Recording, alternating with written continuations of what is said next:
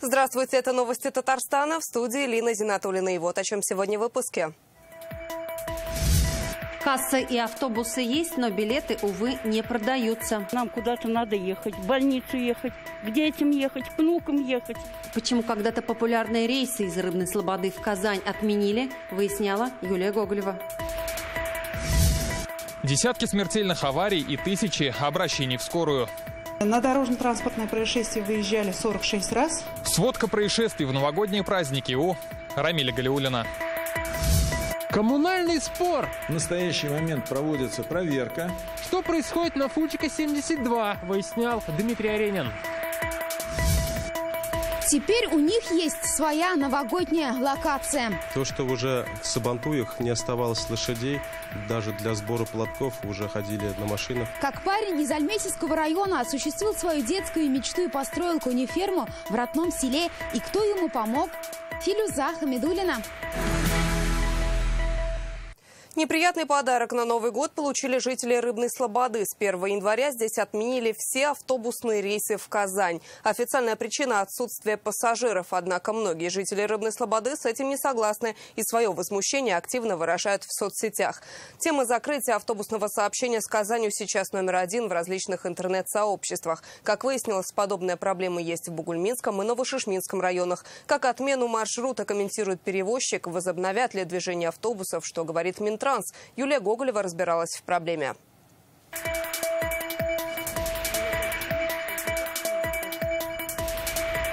Когда на рынок ездили, когда в больницу в РКБ. Светлана Колесова уже много лет живет в Рыбной Слободе и до Казани всегда добиралась на рейсовом автобусе. Новость о том, что маршрут отменили, как большинство жителей района, восприняла с возмущением. Зачем отменили?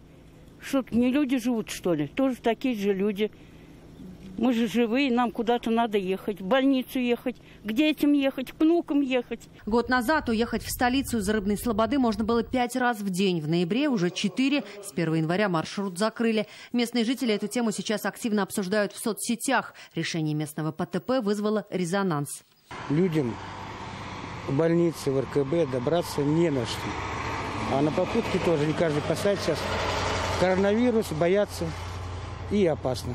Наши знакомые, чтобы добраться до Казани, вынуждены обращаться к своим родственникам, у которых есть машина.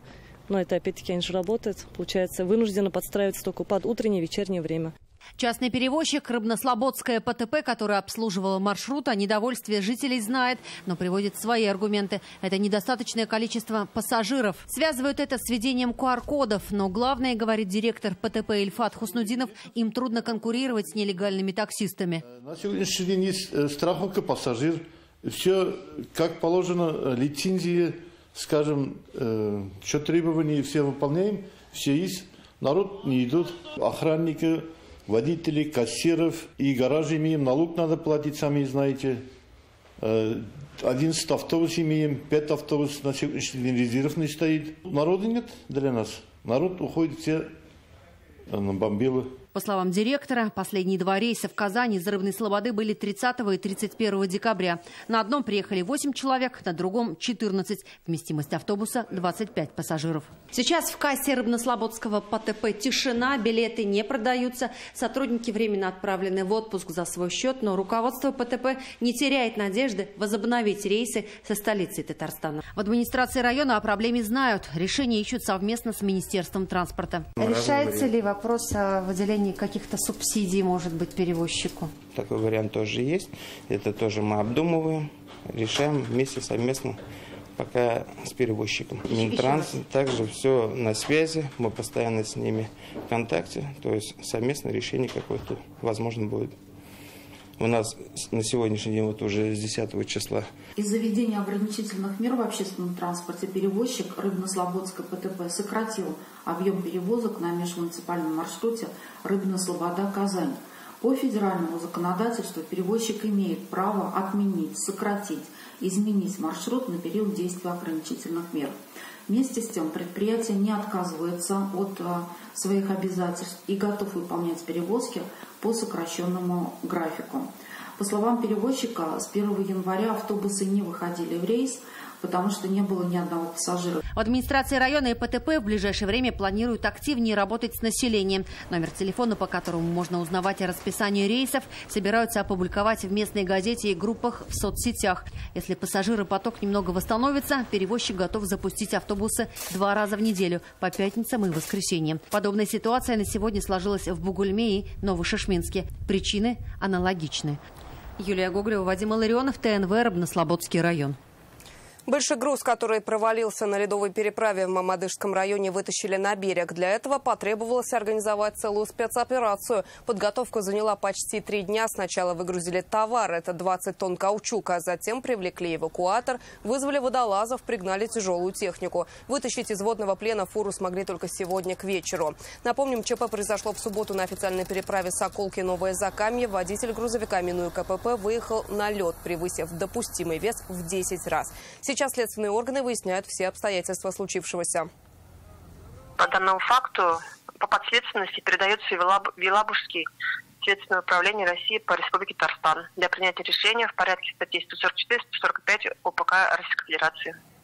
Напомним, это не первое транспортное происшествие на воде. Так, в конце сентября у пристани паромной переправы Верхний Услон на Аракчино КАМАЗ столкнулся с Ауди, и оба автомобиля опрокинулись в воду. Водитель кроссовера погиб. Еще одно ДТП случилось на днях рядом с дачным поселком Зеленый Бор. Под Казанью под лед провалились 3 трактора. Сначала ушел один, к нему на помощь выехал экскаватор, который тоже угодил в ловушку. Та же участь настигла и 3-й трактор, отправившийся за ними.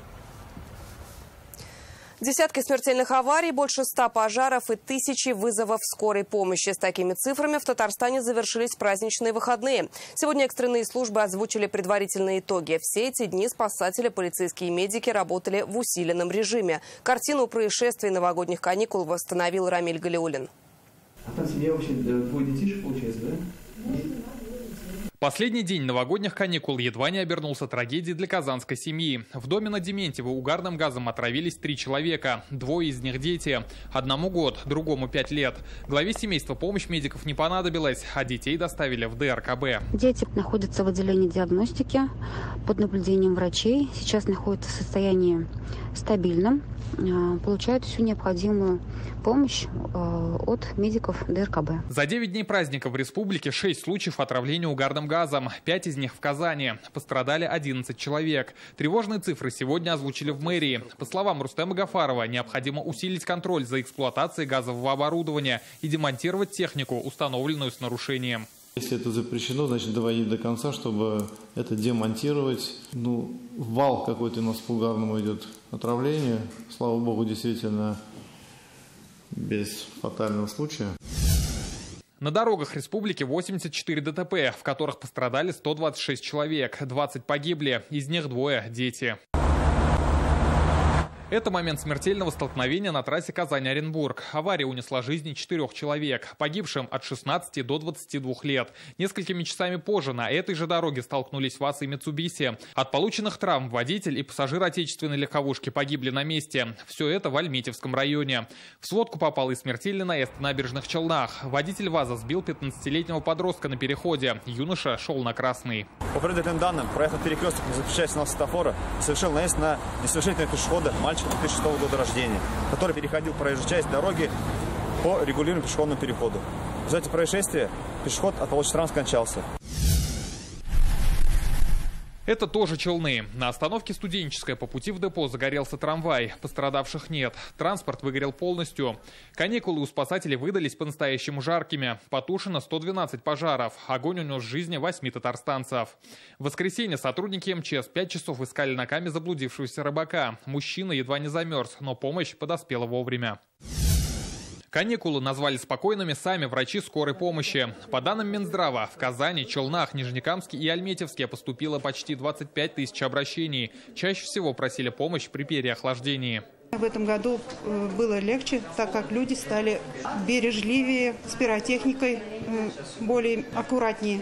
Алкоголь тоже с поводом алкоголя у нас в этом году было меньше, чем в том году.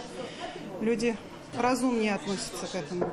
От запуска пиротехники в Татарстане пострадали 5 человек. Одного пришлось госпитализировать. Рамиль Галиуллин, Игорь Романов, Наиль Абдуллин, ТНВ, Татарстан. Коммунальный спор затяжного характера. В Казани на улице Фучика, 72 уже 3 года не могут определиться, кто же будет управлять их домом. Часть жителей хотят сменить ТСЖ на другую управляющую компанию, другие оставить все как есть. Стороны выясняют отношения в суде. Тем временем растут долги по ЖКХ. Ряд недовольных работой ТСЖ жильцов попросту не платят по счетам. Есть ли выход из ситуации, выяснял Дмитрий Аринин. А почему мы должны платить только, которые нет услуги? Все прекрасно знали. Осенью срач был, да, такой, что дышать невозможно было. Сменить управляющую компанию вызвалась часть инициативных жильцов. Вместо ТСЖ Фучика 72 они решили выбрать УК «Правильный дом». Мы недовольны работой, потому что мы не видим этой работы. Начиная с 2019 года жители уже все это знали, видели, что работа никакой не ведется. Текущего ремонта, вы видите, сами никакого не производится. Трубы все ржавые, текут. Жители решили перейти в другую управляющую компанию. В этой 9-этажке на 320 квартир есть жители, которые ТСЖ довольны и менять его не хотят. Мы голосовали за ТСЖ, потому что управляющие мы раньше были, Райдан был, все так же, чтобы дом порядок был. У нас во дворе и везде порядок был. Вот эти выступающие, вот эти люди, потому что они вообще не платят, насчет нас живут, насчет и они выступают. Инициаторы перехода провели собрание собственников и обратились к Фемиде. В итоге арбитражный суд Поволжского округа принял решение передать высотку с 1 января этого года управляющей компании «Правильный дом». Но ТСЖ сдавать свои позиции не собирается. И еще раз провело собрание собственников. 18.10.21 было проведено собрание, были поданы документы в ГЖИ, и они сейчас лежат на рассмотрении. То есть о том, что у нас новый состав правления, то, что у нас собран кворум более 50%, о том, что собственники нашего жилья выбирают выбор правления ТСЖ. Те, кто нашел эту управляющую компанию, являются на сегодняшний день злостными неплательщиками. Задолженность у вас 292 тысячи. Как говорит Римма Зарипова, она перестала платить, когда появились сомнения в расходовании собранных средств. Почему она должна платить, если деньги неизвестно куда уходят? Как объясняют эксперты, при смене одной компании на другую долги не исчезнут. И только на общем собрании собственников, которое проводится по правилам 44-го приказа Минстроя, мы можем определить способ управления. Мы можем его в любой момент сменить, но нести ответственность все равно за все будут собственники. Зря надеются те, кто накопил долги, что вот сейчас придет какая-то другая компания, еще другая компания, все долги спишутся. Ничего подобного, вы просто крадете у собственного дома деньги. В итоге сейчас в Госжилинспекцию Татарстана представлены 2 протокола собраний собственников и бюллетени. Те, кто за ТСЖ, и те, кто за управляющую компанию. Специалистам предстоит проверить документы и установить, что же подлинно и на чьей стороне большинство. В настоящий момент проводится проверка, сравниваются эти бюллетени. Если мы выявим, что в одних и тех же бюллетенях находятся разные подписи, то мы эти материалы отправим в органы полиции на проверку, а сами те бюллетени, которые мы выявим, что собственники не голосовали, мы их исключим, и если кворума не будет, то мы откажем во внесении изменений в реестр лицензий. Если же будет кворум, то мы обязаны будем принять решение о том, что будет управлять та управляющая компания, чей протокол последний будет легитимным. Проверку решено провести до 27 января. Как отмечают в Госжилинспекции, возможно, на это понадобится и больше времени. Добавим, что за подделку протокола собрания грозит уголовная ответственность. Дмитрий Аринин, Марат Зайдуллин, ТНВ, Казань. Сегодня в Казахстане объявлен траур. Приспущены государственные флаги и на здании Генконсульства страны в Казани. Весь день сюда приходили жители, они выражали соболезнования по погибшим. Накануне из Казахстана эвакуировали 30 татарстанцев. Их доставили самолетами военно-транспортной авиации. Вероника Ганудинова с подробностями. Скорбим вместе с родным народом, скорейшей стабильности нашей Родине, силы мужества родным и близким погибших. Такие слова сегодня звучат в Генконсульстве Казахстана в Казани. В день траура важно быть вместе со своим народом, говорит Нуржан Садыков. Работает в Казани, все родственники там. Испытываем большую боль за семьи погибших, выражаем глубокие соболезнования родным и близким. Мы надеемся и уверены, что после этой черной полосы наше государство будет только сильнее. На здании Генконсульства приспущены государственные флаги. Здесь в специальной книге можно оставить слова соболезнования. По поручению Фарида Мухаммедшина сюда пришли депутаты парламента с пожеланиями всем казахстанцам мира и созидания. Эти трагические события в Казахстане, независимо от того, кто стоит за ними, это большая трагедия для всего многонационального народа Казахстана. И мы желаем им как можно более скорейшего восстановления мирной, благополучной жизни. Очень важна поддержка братского нам татарского народа в связи с происшедшими событиями в Казахстане. И мы очень признательны братьям, что вы нас поддерживаете в эти трудные минуты. Накануне из Алматы спецбортом вывозили жителей России. Всего было подано около 1600 заявок. Из них 30 человек – жители Татарстана. Только одна семья из Татарстана до сих пор находится в Алмате. У них были большие проблемы со связью. Они поздно узнали о вывозных рейсах. И они планируют на поезде перебраться в город Нур-Султан и уже оттуда вылетать в Москву или в Казань. Ситуация в Казахстане улучшается. В частности, в Алмате ситуация стабилизировалась. В Нур-Султане уже перемещается уже общественный транспорт, поэтому это говорит о улучшении ситуации. В ближайшее время в Казань должны вернуться и казахские студенты, которые учатся здесь. Авиасообщение между столицами Нур-Султан и Москвой возобновилось. Ситуация в самом Казахстане стабилизируется. Вероника Гайнудинова, Ленар Кузяхметов, ТНВ, Казань. В России максимальный штраф за нарушение тишины ночью может составить 100 тысяч рублей. Поддержит ли инициативу депутатов Госдумы, читайте в интернет-газете «Реальное время». В Татарстане коронавирусом за последние сутки заболели 99 человек, 38 госпитализированы. Заболеваемость в республике за 10 дней Нового года снизилась по сравнению с декабрем. Большинство новых случаев зарегистрировано в Казани – 61. В Набережных Челнах выявили 5 заболевших. Столько же в Тюльчинском районе – по 4 новых случая, в Бугульминском, Зеленодольском, Лаишевском районах. За день от коронавируса привились больше 3000 татарстанцев. В России за сутки 15 830 новых инфицированных. От ковид скончался 741 человек. В маленькой деревне большая конеферма. Житель Альметьевского района Ильнур Ахметов построил современную конюшню в родном селе. Мечтает возродить древние традиции разведения лошадей. Тайсуганова всегда славилась рысаками, но со временем все пришло в упадок. Осуществить мечту Ахметову помогли меценаты. Филюза Хамидуллина оценила масштабы преобразований. Это наш самый дорогой Федерал Аш. Это спортивная лошадь, американский чистокровный рысак по кличке Федерал. Приз Минсельхоза, титул «Золотая корона Татарстана». Ильнур Ахметов с гордостью рассказывает о своих подопечных. Федерал Аш – это уникальная лошадь, она рожденная в Республике Татарстан в агрофирме «Актай». Мы его приобрели в 3 года. До этого он уже выиграл в Казанском ипподроме приз «Золотая корона Татарстана», приз «Рангоут» он выиграл. В этом году он очень успешно выступал по ипподрому, по сабантуям. И вот дальнейшая перспектива очень классная, хорошая лошадь. Ильнур нефтяник, более 15 лет трудится в нефтегазоперерабатывающем заводе. 6 лет увлекается конным спортом. Открыть в родном селе конеферма была давней мечтой. Здесь испокон веков разводили лошадей. В 2000-е ферма распалась. Восстановить здание и закупить лошадей помогли меценаты. Здесь оставались просто руины. И вот с помощью наших спонсоров, Тахаудин Шафат Фаградовича, Заляева Равича Амилича, восстановили эту конюшню, сделали все условия для детей и для нашего района. Основная цель – то, что уже в Сабантуях не оставалось лошадей, даже для сбора платков уже ходили на машинах и пешком. Как бы старая традиция, без лошади это Сабантуй, не Сабантуй. Начинали с 11 голов, сейчас в хозяйстве более 150 лошадей. Помогает Ильнуру вся семья, корма заготавливают сами. Для этого закупили технику. Орловские рысаки, тяжеловозы, чистокровные. Есть и татарская лошадь по кличке Дунай. Попал он к нам в полуторном возрасте, мы его заездили, подготовили к соревнованиям. В 2019 году мы дебютировали с ним на Казанском ипподроме, затем участвовали на скачках Татнефти.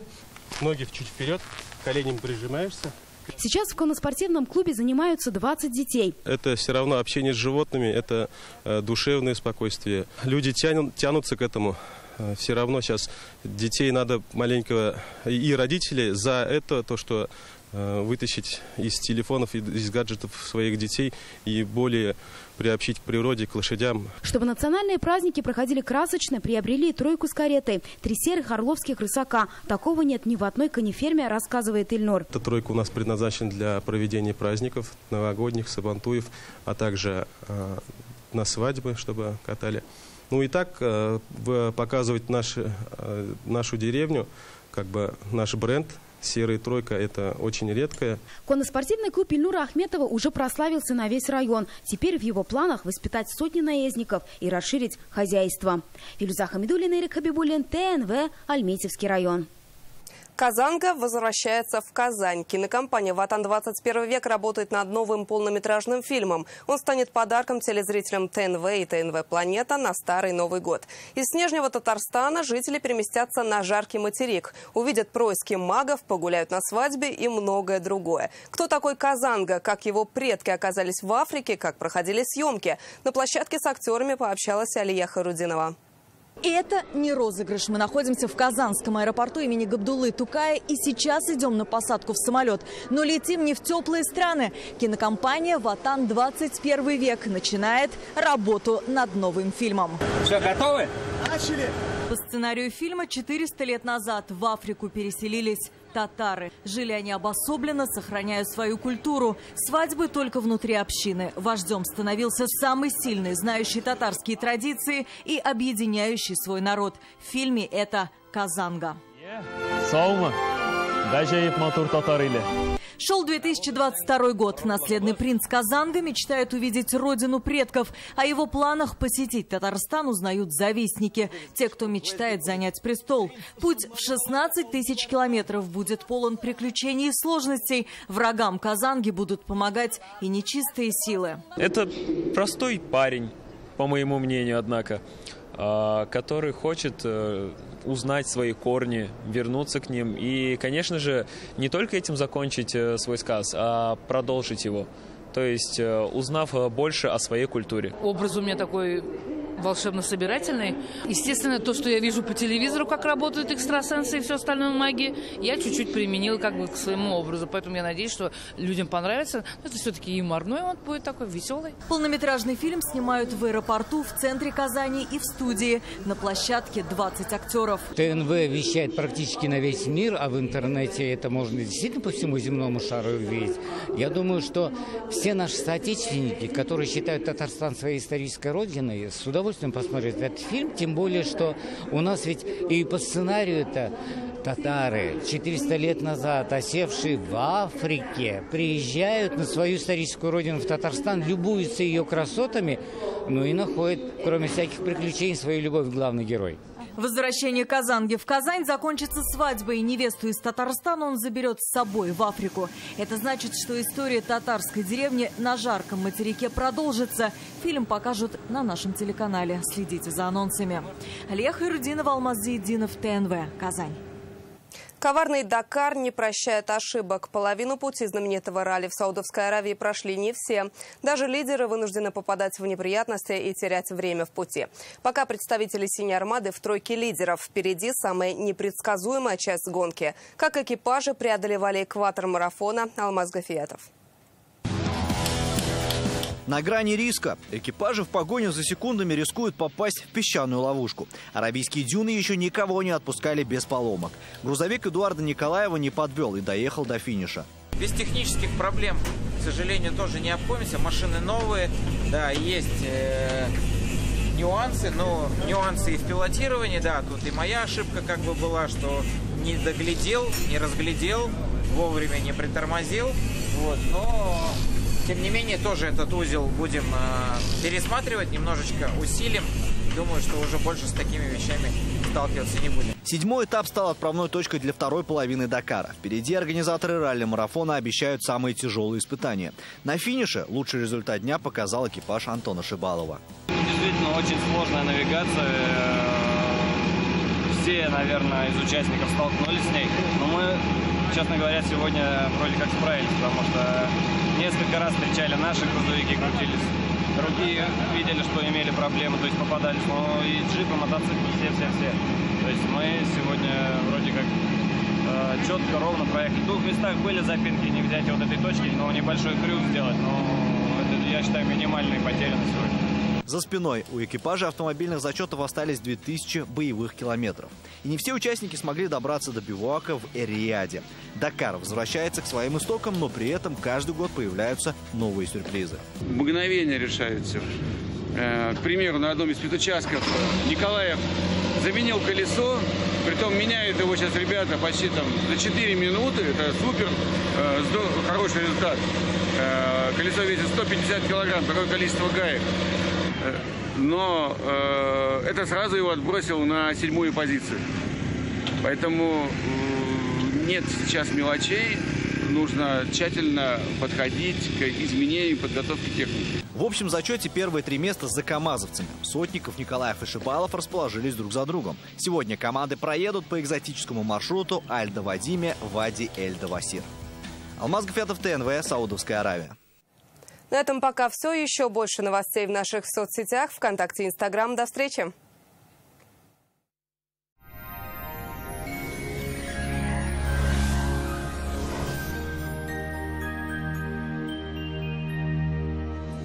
В студии София Егорова. Здравствуйте! Компания «Данил Мастер» поздравляет вас с наступившим Новым годом и дарит возможность заказать корпусную мебель в рассрочку от 6 до 12 месяцев без переплат. Звоните 2-167-166. После температурных колебаний в Татарстане установилась вполне стабильная, умеренно морозная погода. По данным сервиса Яндекс.Погода, в Бугульме, Бавлах и Азнакаево будет облачно. Днем стоит ожидать небольшой снег и минус 9-10 градусов. Средние значения на термометрах в Набережных Челнах, Нижнекамске и Елабуге до минус 9. В течение всего дня и до самого вечера будет идти снег.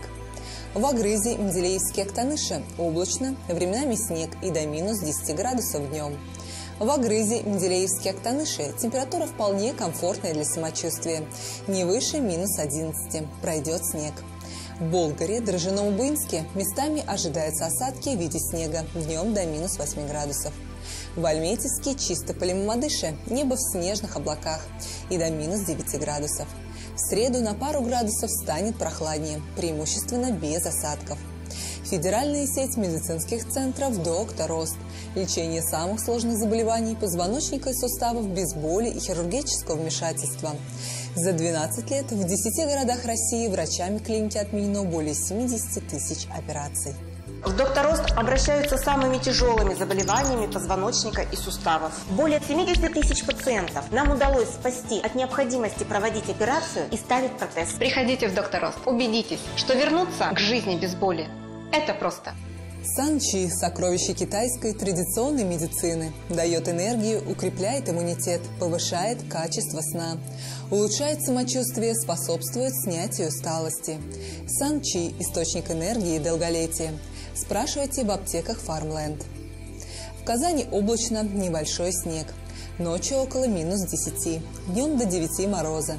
Ветер восточный, умеренный. Атмосферное давление 757 мм ртутного столба. Влажность воздуха 90%. Магнитное поле Земли спокойное. В ближайшие дни существенных скачков температуры не прогнозируется. А вот снегопады синоптики обещают, местами сильные. Продолжаются святки, а значит и чудеса не заканчиваются.